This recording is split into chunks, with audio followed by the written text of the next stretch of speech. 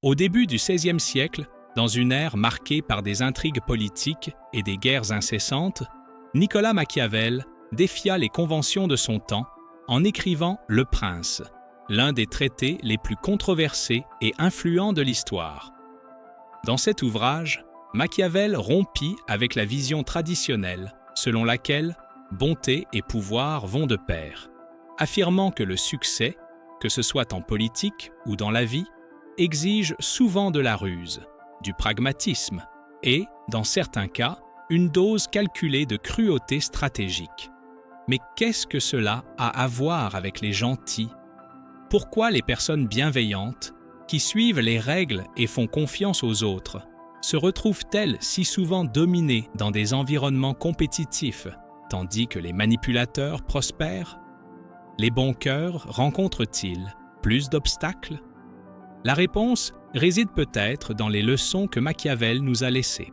Bien qu'il soit souvent associé à la froideur et au calcul, Machiavel était avant tout un observateur perspicace de la nature humaine. Il comprenait que même les vertueux doivent connaître les règles du jeu pour survivre et prospérer. Son œuvre n'est pas un manuel de vilainie, mais une invitation à comprendre stratégiquement la réalité. Dans cette vidéo, nous explorerons 4 leçons fondamentales de Machiavel qui peuvent aider les gentils à transformer leur bonté en force, avec des exemples intemporels tirés de la littérature, des arguments philosophiques et des insights modernes de la psychologie et de la sociologie. Nous découvrirons comment éthique et pragmatisme peuvent coexister. Préparez-vous à un voyage qui remettra en question vos perceptions du pouvoir, de la moralité et de la résilience. Bienvenue dans l'Odyssée intérieure. Première leçon, la compréhension profonde de la nature humaine. Dans Le Prince, Machiavel proposa une vision radicale et pourtant indispensable pour prospérer dans un monde marqué par des intérêts conflictuels. La compréhension de la véritable nature humaine est la clé. Il ne voyait pas les êtres humains comme intrinsèquement bons ou mauvais, mais comme des entités façonnées par les circonstances, les intérêts et les besoins. Cette perception, bien que dérangeante, est essentielle pour quiconque souhaite survivre et prospérer dans les jeux sociaux et professionnels. Machiavel écrivit « Les hommes sont ingrats, changeants, simulateurs et lâches face au danger et avides de gains. » Bien que cela semble un portrait pessimiste, Machiavel ne suggérait pas que les gens choisissaient d'être ainsi. Il voyait ces comportements comme des conséquences des conditions sociales et politiques de son époque. Pour lui, la bonté n'était pas une vertu absolue, mais un outil stratégique à utiliser avec sagesse et à adapter aux circonstances. Selon ses mots, « L'homme qui veut faire profession de bonté en toutes circonstances est voué à la ruine parmi tant d'autres qui ne sont pas bons. » Cette vision est troublante, mais elle offre une leçon cruciale. Les bons doivent équilibrer idéalisme et pragmatisme. La bonté stratégique, leçon de la fiction et de la psychologie. Le parcours de Jean Valjean, protagoniste des Misérables de Victor Hugo, illustre parfaitement l'équilibre entre bonté et astuce. Valjean est un homme bon, mais pour protéger ceux qui l'aiment dans un monde hostile, il doit adopter des méthodes pragmatiques. Il découvre que parfois, il faut choisir entre l'idéalisme pur et l'adaptation stratégique pour survivre et faire le bien. Les recherches modernes en neurosciences et en psychologie corroborent l'idée que la naïveté peut être dangereuse. La théorie de l'esprit, par exemple, explique comment comprendre les intentions des autres est essentiel pour naviguer dans le monde. Des études montrent que les personnes excessivement empathiques ont tendance à ignorer les signes de manipulation, ce qui les rend vulnérables. La psychologue Jennifer Freed, en étudiant les trahisons de confiance, a révélé que ceux qui font aveuglément confiance ignorent souvent de petits signes de déloyauté, ne réalisant le danger que lorsqu'il est trop tard. Cela renforce l'importance d'analyser les autres et d'agir avec prudence. Un principe central de la pensée machiavélique est la bonté avec force, une nécessité actuelle. le philosophe Friedrich Nietzsche offre également des insights sur la bonté dans Par-delà le bien et le mal. Il écrit que la bonté qui ne sait pas s'imposer est une faiblesse déguisée en vertu. Nietzsche complète Machiavel en soutenant que, sans force, la bonté devient passive et vulnérable. La générosité et l'altruisme ne doivent pas être abandonnés, mais équilibrés avec une pensée critique et stratégique. Un exemple contemporain se trouve dans le monde professionnel. Les employés qui aident toujours leurs collègues, mais reçoivent rarement du soutien en retour, peuvent finir épuisés et exploités. Machiavel suggérerait d'observer les schémas de comportement et de limiter l'aide à ceux qui démontrent de la réciprocité. Ce concept n'est pas de l'égoïsme, mais une manière de protéger son énergie et d'investir dans les bonnes personnes. Deuxième leçon, le pouvoir de l'apparence. Machiavel nous enseigne que la perception est une arme puissante, souvent plus influente que la réalité elle-même. Il affirme que les hommes jugent plus par les yeux que par les mains, car tous peuvent voir, mais peu peuvent toucher. Cette leçon révèle un aspect central de la nature humaine, la tendance à se fier à ce que nous voyons, en ignorant souvent des vérités plus profondes. Pour ceux qui valorisent uniquement l'authenticité et la transparence, cette idée peut sembler inconfortable. Cependant, Machiavel ne prône pas la fausseté, mais la compréhension que le pouvoir de l'apparence est essentiel pour prospérer dans un monde où les jugements superficiels prédominent. Des études en psychologie sociale renforcent cette vision. Les premières impressions, formées en quelques secondes, façonnent des décisions cruciales. Une étude de Psychological Science montre que les jugements de compétence se forment en seulement 100 millisecondes en regardant un visage inconnu, influençant des choix comme embaucher quelqu'un ou faire confiance à un leader. L'apparence façonne également les dynamiques de pouvoir. Les recherches de la professeure Amy Cuddy de la Harvard Business School révèlent que les postures corporelles expansives augmentent la perception de confiance et d'autorité. De plus, ces postures déclenchent des changements hormonaux qui renforcent le sentiment de pouvoir. Cela signifie que la manière dont nous nous présentons peut déterminer si nous serons respectés ou ignorés. Il ne s'agit pas d'abandonner les valeurs éthiques, mais d'accepter que la perception est une force sociale indéniable. Dans Hamlet de Shakespeare, le pouvoir de l'apparence se manifeste clairement. Claudius, l'antagoniste, construit l'image d'un roi vertueux, dissimulant le crime par lequel il a pris le trône. Sa capacité à manipuler la perception assure sa position. Hamlet, avec son hésitation et son comportement erratique, projette de la faiblesse, étant sous-estimé par les autres, bien que son intelligence soit profonde.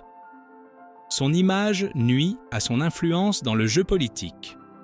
Nietzsche, dans Ainsi parlait Zarathustra, fait écho à cette idée en affirmant que ce qui a de la valeur en soi n'a pas besoin d'applaudissements, mais le monde croit plus en l'éclat qu'en l'essence. L'essence de Machiavel, comme Machiavel le reconnaissait, réside dans la difficulté humaine à voir au-delà du superficiel, renforçant que l'apparence n'est pas triviale, mais une partie inhérente des relations humaines. Pour les gentils, cela signifie projeter force et confiance pour aligner la perception externe avec leurs valeurs internes. Ainsi, les vertus ne sont pas ignorées ou sous-estimées dans des situations quotidiennes, comme les entretiens, les négociations ou les rencontres sociales. La posture, les vêtements et le ton de la voix transmettent du respect avant même qu'un mot ne soit prononcé. L'effet de halo, un concept du psychologue Edward Thorndike, met également cela en évidence. La perception positive d'une caractéristique, comme le charisme ou l'apparence, conduit à supposer d'autres qualités. Par exemple, les leaders confiants sont perçus comme plus compétents, même sans preuve. Reconnaître cette dynamique peut transformer la façon dont vous naviguez dans le monde. L'apparence est une pièce fondamentale du puzzle social. Pour prospérer, il faut équilibrer confiance en soi et authenticité, en veillant à ce que la valeur interne brille à travers la perception externe. Troisième leçon, l'art de l'adaptation. Ici, Machiavel explore la nécessité de se modeler aux circonstances, affirmant que celui qui adapte sa conduite à la nature des temps réussira. Celui qui ne le fait pas sera détruit. Cette leçon révèle une vérité essentielle et implacable. Le monde est en constante évolution, et ceux qui s'accrochent à la rigidité seront inévitablement laissés pour compte. Pour les idéalistes, cette idée peut sembler inconfortable, car elle remet en question la notion que des valeurs immuables suffisent à garantir le succès et l'harmonie. Cependant, s'adapter ne signifie pas renoncer à la moralité, mais reconnaître le contexte et ajuster ses stratégies sans compromettre ses principes essentiels. Dans Les Misérables de Victor Hugo, Jean Valjean commence endurci par l'injustice, mais s'adapte aux circonstances, devenant un symbole de compassion et de rédemption. Il comprend que survivre et faire le bien exige de la flexibilité. De même, dans l'Odyssée d'Homère, Ulysse incarne l'art de l'adaptation. Il affronte des cyclopes, résiste aux sirènes et navigue sur des mers inconnues, comptant non seulement sur la force, mais aussi sur l'astuce façonnée par chaque défi. Les philosophies résonnent également avec cette leçon. Héraclite a déclaré « Rien n'est permanent, sauf le changement ». Il croyait que la sagesse réside dans l'acceptation du flux de la vie, naviguant ses courants plutôt que d'y résister. L'homme sage ajuste sa conduite aux exigences du moment. Pour lui, la flexibilité était une force, un chemin vers l'harmonie et le succès dans la vie quotidienne. L'art de l'adaptation s'est révélé crucial pendant la pandémie de 2019. Beaucoup se sont réinventés, maîtrisant le travail à distance ou apprenant de nouvelles compétences. Cette agilité a été essentielle pour prospérer en des temps incertains. Sur le plan social, les personnes empathiques et flexibles créent des liens plus forts, ajustant leurs paroles et actions aux besoins des autres, construisant des connexions authentiques. Même pour les bons, l'adaptation est la clé pour équilibrer bonté et efficacité, restant ferme lorsque nécessaire, s'ajustant au contexte sans trahir leurs principes et trouvant des moyens créatifs d'atteindre leurs objectifs. En explorant Machiavel, il devient clair que l'adaptation est indispensable pour naviguer dans les complexités de la vie. Cependant, pour être efficace, elle doit être guidée par une compréhension profonde du pouvoir et du discernement. Quatrième leçon, le pouvoir d'inspirer le respect, au-delà de l'amour Machiavel, soutient qu'il est plus sûr d'inspirer le respect, même teinté d'une touche de crainte, que de dépendre de l'amour des gens. L'amour est changeant, soumis aux humeurs et aux intérêts, tandis que le respect, une fois acquis, est plus difficile à ébranler. Machiavel affirme que les hommes hésitent moins à offenser celui qui se fait aimer que celui qui se fait craindre. Ce n'est pas un appel à la cruauté, mais un avertissement sur la fragilité de l'amour comme base du pouvoir. Le respect, en revanche, crée une barrière psychologique qui inhibe les actions déloyales ou les trahisons au quotidien. Cela se voit chez les leaders qui, au lieu de chercher à plaire à tous, établissent des limites claires, agissent avec fermeté et démontrent leurs compétences. Ils ne sont peut-être pas les plus aimés, mais ils sont reconnus pour leur capacité à prendre des décisions difficiles et justes. Le concept machiavélique de respect dialogue avec la philosophie de Kant, qui voyait le respect comme une base morale pour les interactions humaines. Kant soutenait que le respect de soi et des autres est fondamental pour l'équilibre social. Cependant, Machiavel va plus loin. Pour lui, le respect doit être un outil de pouvoir, quelque chose qui se conquiert par des actions concrètes et des stratégies efficaces. D'un point de vue neuroscientifique, le respect est lié à l'activation de circuits neuronaux associés à la confiance et à la sécurité. Une étude publiée dans la revue Nature Human Behavior suggère que les personnes qui inspirent le respect réduisent l'activation d'une région du cerveau liée à la peur dans des situations de conflit. Cela signifie qu'inspirer le respect améliore non seulement la perception que les autres ont de vous, mais crée également un environnement psychologique plus stable et prévisible.